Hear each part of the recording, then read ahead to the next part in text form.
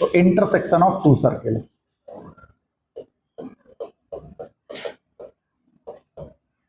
Intersection of two circle. तो अब अगर देखो दो सर्किल हैं और वो दो सर्किल आपस में एक दूसरे को इंटरसेक्ट कर रहे हैं,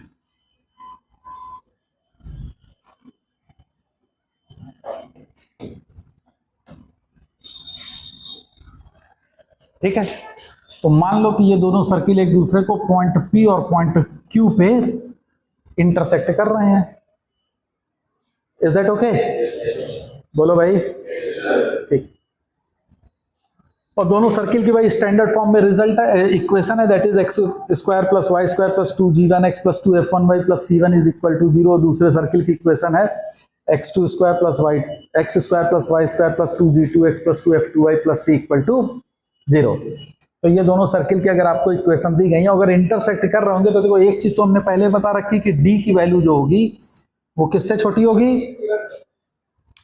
R1 प्लस R2 से तो छोटी होगी, और बड़ी किससे होगी? Mod of R1 minus R2। Yes और no?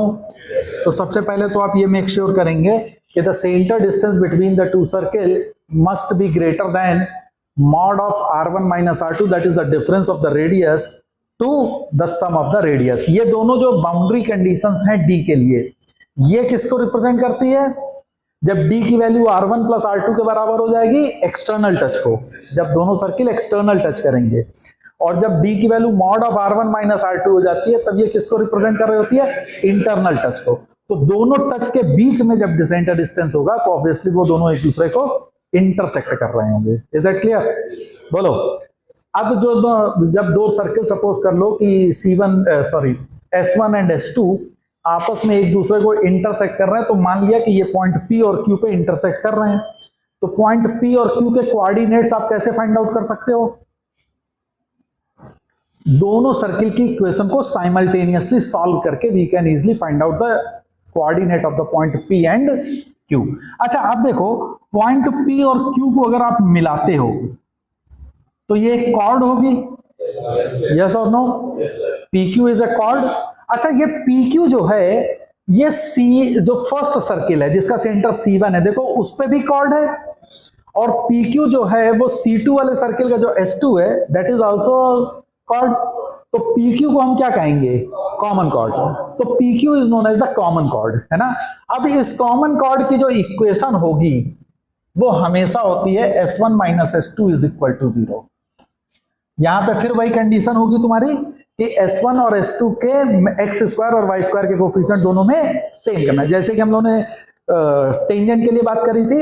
In the same way the common chord of the two circle when they are intersecting each other will always be equal to S1 minus S2 is equal to 0। ठीक है। और जो common chord होती है वो हमेशा याद रखना कि वो जो सेंटर लाइन होती है उससे परपेंडिकुलर होगी। तो this is always perpendicular to each other. ठीक है, आ जाएगा? कर लोगे इसको? ओके, तो कॉमन कॉर्ड की इक्वेशन हम आराम से कैलकुलेट कर सकते हैं अगर दो सर्किल की हमको वैल्यू मालूम है तो, है ना।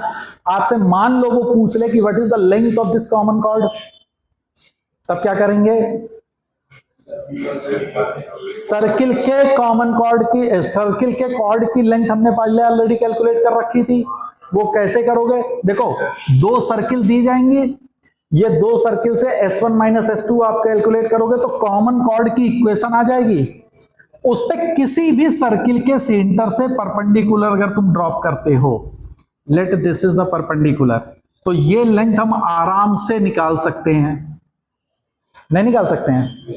Length of the perpendicular from any of the centre, चाहे हम यहां से कैलकुलेट कर लें चाहे इससे परपेंडिकुलर ड्रॉप कर लें। ओके, तो लेंथ ऑफ परपेंडिकुलर आएगी, हाँ या ना? ओके, तो लेंथ ऑफ परपेंडिकुलर आ गया, और इस सर्किल का रेडियस हमको पता होगा। तो अगर रेडियस मालूम है, लेंथ ऑफ परपेंडिकुलर मालूम है, तो we can easily find out. मान लो ये PM पॉइंट है तो हम PM की लेंथ निकाल सकते हैं, और ऑब्वियसली M जो होगा वो मिड पॉइंट होगा इस कॉमन कॉर्ड का, क्योंकि सर्किल की प्रॉपर्टी होती है। तो if M is the mid point then the length of the common chord will be 2 times PM। तो PQ की लेंथ हम लोग आराम से निकाल सकते हैं। समझ में आया कैसे निकलेगी? बोलो भाई। और कॉमन कॉर्ड की इक्वेशन कैसे आएगी ये भी आप इजीली कैलकुलेट कर सकते हो। तो by this you can easily find out the length of the common chord, है ना। अब इसी में वो तुमसे पूछ सकता था कि ये वाला जो ट्राइंगल है इसका रेडियस क्या, सॉरी एरिया क्या होगा।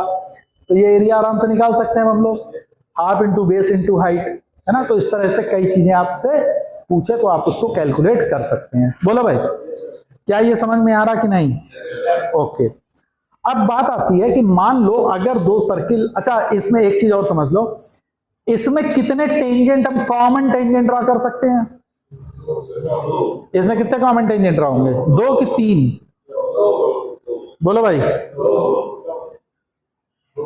2 कि 3? कौन कौन से?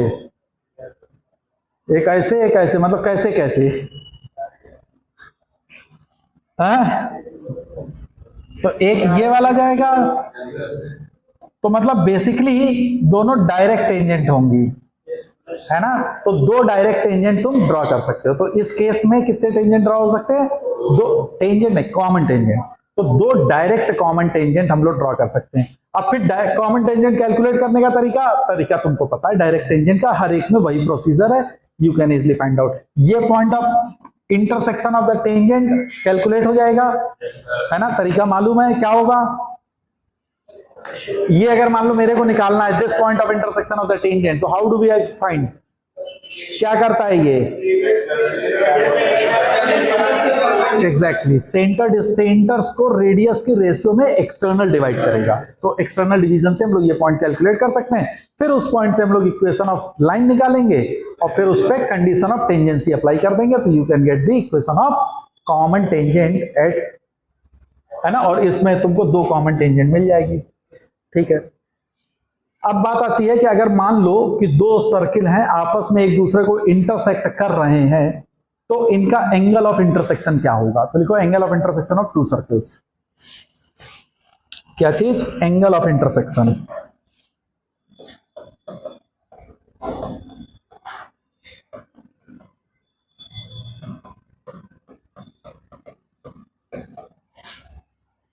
Angle of intersection of the 2 circles, ठीक है।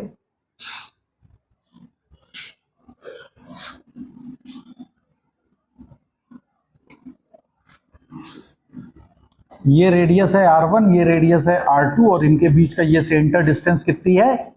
D।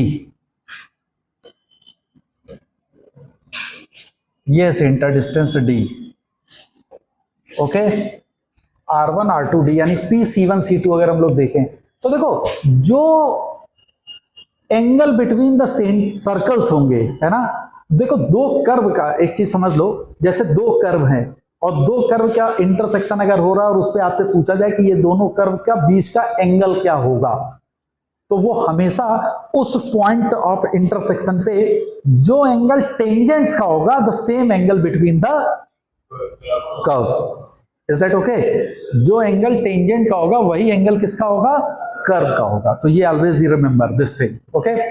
अब अगर देख लो तो मान लो कि इनके बीच का एंगल जो है वो थीटा है, तो अगर इसमें तुम कोसाइन रूल लगाओ इस ट्राइंगल में, where theta is what? Angle of intersection between the curves. तो अगर इसमें हम लोग कोसाइन रूल लगाएं तो what is the cosine rule? Cosine rule क्या कहेगा? cos theta is equal to R1 square plus R2 square minus D square upon twice R1 R2। तो angle of intersection between the 2 circle will be R1 square plus R2 square minus D square upon twice R1 R2। कर सकते हैं? बोलो भाई, है ना। R1 square plus R2 square minus D square upon twice of R1 R2। This is the angle of intersection between the 2 circles. कर लोगे? अगर अब मान लो कि ये दोनों सर्किल एक दूसरे को ऑर्थोगोनल कट कर रहे हैं, क्या कट कर रहे हैं? ऑर्थोगोनल। ऑर्थोगोनल, ऑर्थोगोनल का मतलब क्या होता है? ऑर्थोगोनल का मतलब होता है जब 2 सर्किल एक दूसरे को 90 डिग्री एंगल पे कट कर रहे हैं, है ना। तो थीटा की वैल्यू उस समय क्या हो जाएगी? 90 डिग्री। बोलो, जब 2 सर्किल एक दूसरे को ऑर्थोगोनल इंटरसेक्ट करेंगे then theta comes out to be 90 degree. अगर थीटा की वैल्यू 90 डिग्री हो गई तो R1 square plus R2 square की वैल्यू किसके बराबर हो जाएगी? D is equal to D square. तो this is the condition for the orthogonal intersection of the two circle, है ना। मतलब क्या है कि रेडियस के स्क्वायर का सम जो होगा वो सेंटर डिस्टेंस के स्क्वायर के बराबर होगा। This is the condition for the orthogonality of the to circle, है ना। अब देखो बात आती है कि सर ये R1 square plus R2 square आया कहां से? तो जैसे सपोज कर लो तुम ये देखो एंगल जो है थीटा, वो R1 और R2 के बीच का एंगल थीटा बन रहा है ना। तो अगर इसको तुम प्रूफ देखो तो जैसे सपोज कर लो कि ये है कोई R1, है ना, और यहां से ये है R2 और इनके बीच का एंगल थीटा है। बोलो भाई, समझ में आ रही मेरी बात? एक परपेंडिकुलर लाइन ड्रॉप कर लो तो ये एंगल कितना होगा? थोड़ा बड़ा फिगर बना दिया जाए, इसमें थोड़ा और तुमको क्लियर हो जाएगा। This is R1, this is R2, this angle is theta.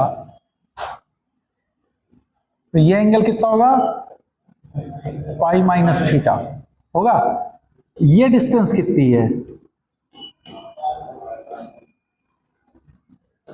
ये कितनी हो जाएगी? R2 cos pi minus theta. अरे हाँ या ना? R2 cos. ये डिस्टेंस कितनी होगी? Sign pi minus theta. बोलो, तो ये टोटल डिस्टेंस कितनी हो गई? R1 plus R2 cos pi minus theta. ये डिस्टेंस कितनी होगी? R2 sine pi minus theta. और ये दोनों जो हैं वो सेंटर डिस्टेंस के बीच की डिस्टेंस है, दैट इज D। तो D स्क्वायर की वैल्यू कितनी होगी? R1 plus R2 cos pi minus theta. तो R2 cos pi minus theta is what? Minus cos theta. तो मैं कह सकता हूं कि ये लिखा है R1 minus R2 cos theta, हाँ या ना? तो this is R1 minus R2 cos theta का whole square plus R2 sine pi minus theta is sine theta. तो ये हो जाएगा R2 साइन थीटा का होल स्क्वायर। नहीं समझ में आया?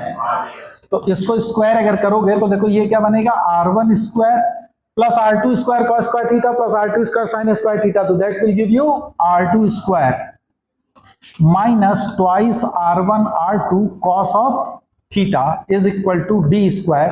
तो यहां से अगर तुम देखो तो cos थीटा तुमको क्या दिख रहा है? R1 square plus R2 square minus D square divided by twice of R1 R2। बोलो भाई, आर यू गेटिंग इट और नॉट? है ना।